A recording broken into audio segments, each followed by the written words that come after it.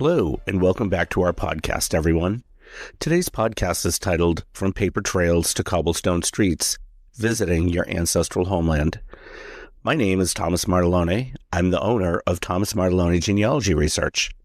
Today, we're going to dive into something truly special, something that takes genealogy research from the realm of dusty documents and online databases to a real, tangible experience, and that is visiting your family's ancestral village or home in another country.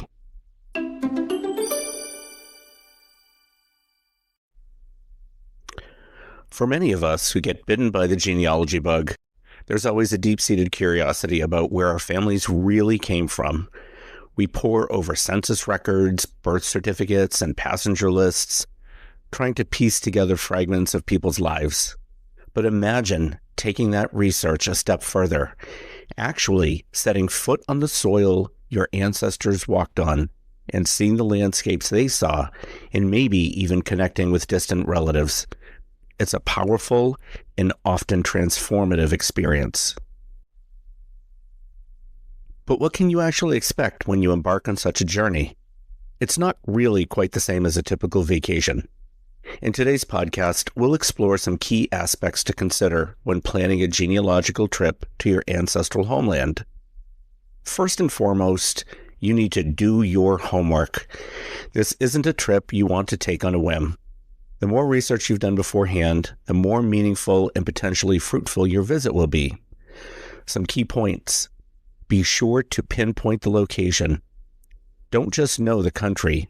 Try to narrow it down to the specific village or town or even the parish that your family came from.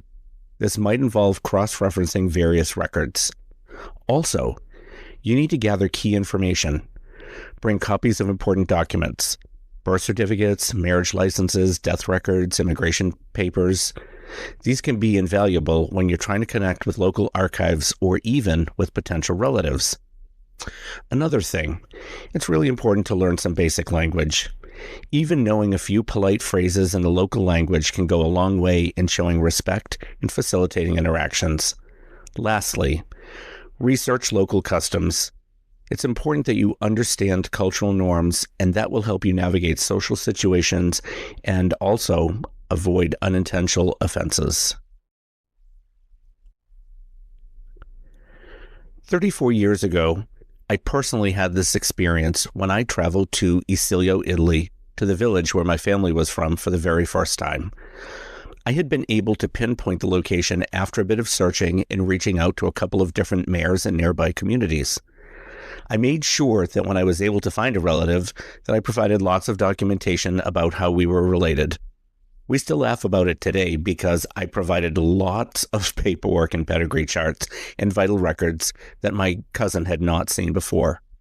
Prior to going on the trip, I also took a semester of Italian so I could potentially interact with people as much as possible. Keep in mind, this was pre-Google Translate and other translation tools. One area that I definitely could have learned more about were cultural norms. I'll be honest with you, it's still a work in progress 34 years later, but I'm definitely holding my own. You're probably asking yourself, okay, what am I going to do once I arrive, or what should I expect to do? Well, that really heavily depends on your research, how much you know, and the resources available in the area. Here are a few possibilities. You could visit local archives. For many people, this is often a primary goal. Town halls, parish offices, and local historical societies may hold some records that aren't available online. You should be prepared for varying levels of organization and the possibility that the records might be in older script or languages. Patience and a willingness to ask for help are key. Another possibility is to explore churches and cemeteries. Churches and cemeteries were often central to community life, and their records can be vital for people who are researching. Old cemeteries can offer clues through inscriptions and family plots. Remember, be extremely respectful when you're in those places. Sometimes just walking the streets around a village where your family lived can be a powerful experience. Imagine your ancestors walking those same cobblestones, seeing the same buildings or where they once stood, or imagine them interacting with family and friends. Another experience is connecting with locals. This can probably be the most unpredictable aspect, but also the most rewarding aspect. Be open to striking up conversations with people. Mentioning your family name and their connection to the area might spark recognition. You never know. You could stumble upon a distant cousin. Lastly, visit historical landmarks. Are there specific buildings, farms, or areas mentioned in your family history? Seeing them in person can really bring those to life. 34 years later, I still marvel as I walk through the streets of the little village I first visited and wonder what it was like for my grandfather when my family moved back there for several years. One of my favorite things to do is to visit the cemetery, even though I've been there what feels like a million times. I've been fortunate to return to the town many times, and because of the small size of the cemetery, I've cataloged it all and recorded it on findagrave.com. Connecting with locals has been truly amazing. I think people have appreciated my connection to the town and my ancestors, and that's made them be extremely welcoming. It doesn't hurt if your family name is well known in the town. Positively, of course. Okay, let's talk about expectations. It is crucial to be realistic about the trip you're going to embark on. Language barriers. Even with some preparation, communication can be challenging.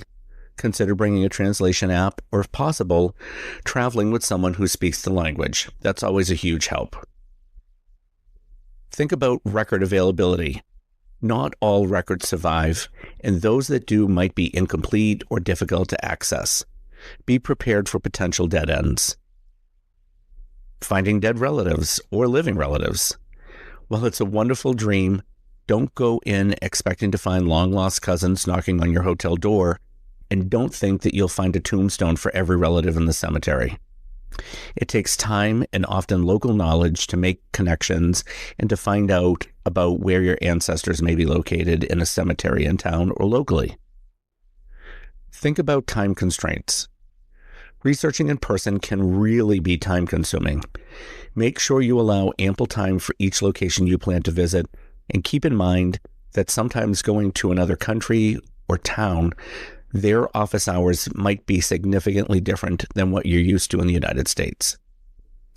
Lastly, think about the emotional impact of your visit. Visiting your ancestral homeland can be deeply emotional, and it can be an experience that might make you feel many different ways. You could sometimes feel positive, and you could sometimes find that the visit is challenging emotionally. Be prepared for a range of feelings and emotions while you're traveling to your family's ancestral village. The one thing for me that's always been disappointing is that the cemetery doesn't have gravestones as old as I expected, and therefore, I really was not able to use that as much as I had hoped for in my research. I quickly learned after a short period of time, tombstones in the ground in Italy are often moved after about 30 years. Therefore, I did not find all the tombstones I expected. Additionally, it's also easier to access some of the old documents here in the US than it is in Italy. Getting access to church records requires a lot of pre-planning, and language can definitely create barriers for explaining what you're looking for or hoping to accomplish. I've been fortunate to have ancestors from a town where I was related to almost everyone due to the town size. It's only 425 people, so finding relatives for me was easy. You should not make the assumption that you'll find relatives, even if they do have the same last name as you, and people may be skittish to meet somebody if you've not reached out to them prior to going. So, the question could be asked, what can you gain from making a trip like this? Even if you don't find a trove of new documents or meet living relatives, a trip to a hometown or village or country can be incredibly enriching. You're more than likely to make a deeper connection to your heritage. Walking the land, seeing the architecture, experiencing local culture can really provide a profound sense of connection to your past. The other thing is the context for your research.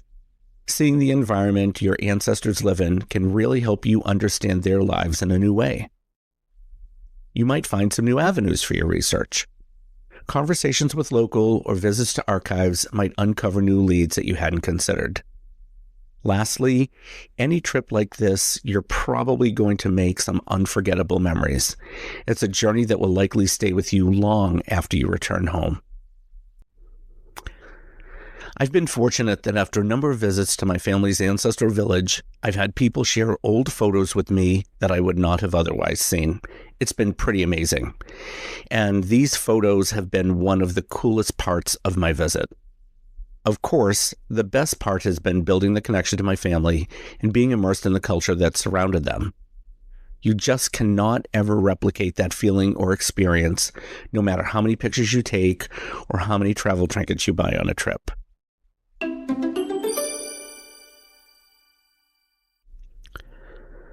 Planning a genealogical trip to your ancestral homeland really requires a lot of careful preparation and also managing realistic expectations.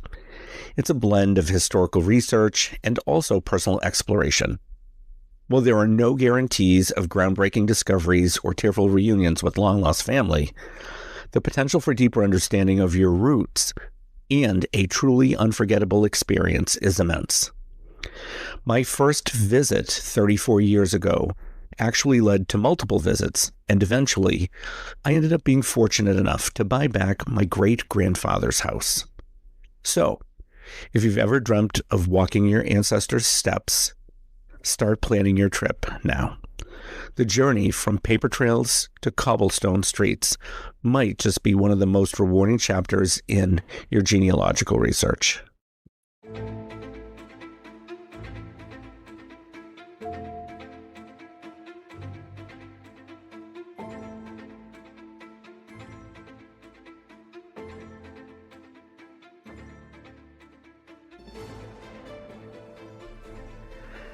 Thanks again for tuning into this podcast episode. Join me next time when we'll delve into another fascinating aspect of genealogy research. Until then, happy researching and good luck.